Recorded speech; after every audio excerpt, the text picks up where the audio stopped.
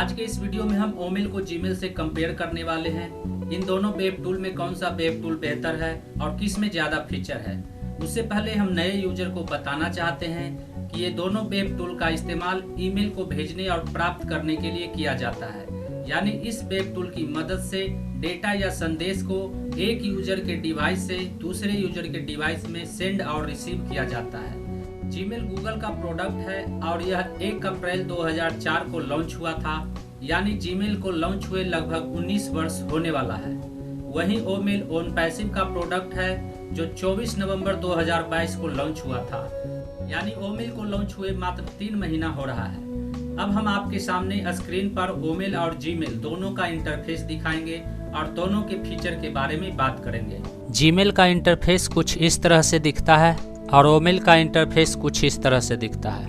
Gmail में नए mail को भेजने के लिए हमें कंपोज पर क्लिक करना होता है। कंपोज पर क्लिक करने के बाद न्यू मैसेज का एक पॉपअप खुल जाता है। वहीं ओमेल में नए मेल को भेजने के लिए हमें न्यू मेल पर क्लिक करना होता है। क्लिक करने के बाद राइट साइड में इस तरह का ऑप्शन आ जाता है जिसमें हमें यहाँ पर उस मेल का सब्जेक्ट लिखना होता है और जिस ईमेल आईडी पर हम मेल भेजना चाहते हैं उसका ईमेल एड्रेस यहाँ पर लिखना होता है और मेल में जो भी लिखकर भेजना है वह यहाँ पर लिखना होता है।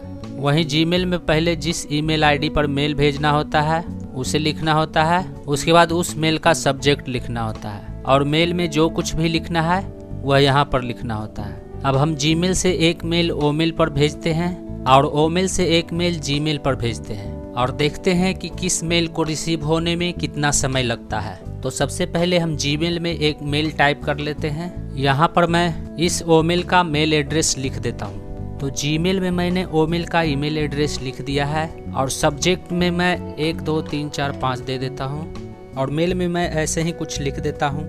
और अब मैं ओमेल में इस जीमेल का ईमेल एड्रेस लिख देता हूँ। तो मैंने यहाँ पर जीमेल एड्रेस लिख दिया है और यहाँ सब्जेक्ट में 1 2 3 4 5 दे देता हूँ और मेल में मैं इसी का कॉपी करके वहाँ पर पेस्ट कर देता हूँ। अब सबसे पहले हम ओमेल का मेल को सेंड करते हैं तो इसके लिए हम इस बटन पर क्लिक कर देंगे। तो मैंने ओमेल का मेल सेंड कर दिया है और यहाँ पे ईमेल सेंड सक्सेसफुली का नोटिफिकेशन भी आ गया है। अब मैं जीमेल पे जाता हूँ और यहाँ भी इस मेल को सेंड कर देता हूँ यहाँ पर क्लिक करके। तो मैंने इस मेल को भी सेंड कर दिया है और यहाँ पर देखिए एक मैसेज आ गया है, मैसेज सेंड। अब जीमेल और ओमेल दोनों का मैसेज सेंड हो गया है। अब हम इसे देखने के लिए यहाँ पर रिफ्रेश कर देते हैं। तो अभी तक ओमेल का मेल जीमेल पर नहीं आया है।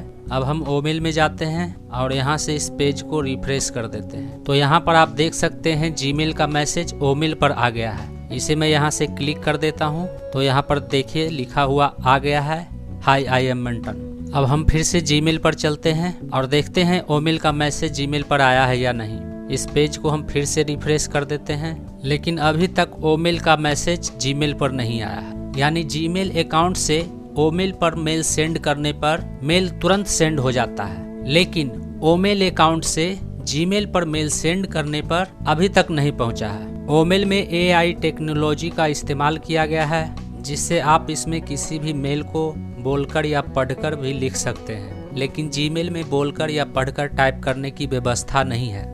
ओमेल में आप किसी को वीडियो मेल भी भेज सकते हैं। इसमें बस आपको इस वीडियो वाले आइकॉन पर क्लिक करना है। यदि आपके पीसी में कैमरा लगा हुआ होगा तो वह ओपन हो जाएगा और उसमें आप वीडियो बनाकर भेज सकते हैं, लेकिन हमारे पीसी में अभी कैमरा लगा हुआ नहीं है। कुल मिलाकर यह कहा जा सकता है कि जीमेल से ओमेल में फीचर ज़्यादा है, लेकिन ओमेल से जीमेल पर या किसी भी मेल आईडी पर मेल सेंड नहीं हो पाता है। वहीं जीमेल से किसी भी मेल पर आसानी से मेल सेंड हो जाता है। मैं एक बार फिर से इस पेज को रिफ्रेश करके देखता हूं, लेकिन ओमेल से भेजा गया ईमेल अभी तक जीमेल पर नहीं आया है। पहले ओमेल में हिंदी टाइप करने की सुविधा नहीं था, लेकिन अब ओमेल में भी आसानी से हिंदी टाइप हो जाता है। पहले हिंदी टाइप करने पर कुछ इस तरह से लिखा हुआ आता था। जब भी हम हिंदी टाइप करते थे तो इस तरह का लिखा हुआ आता था, लेकिन अब ओमेल में भी आसानी से हिंदी टाइप हो जाता है।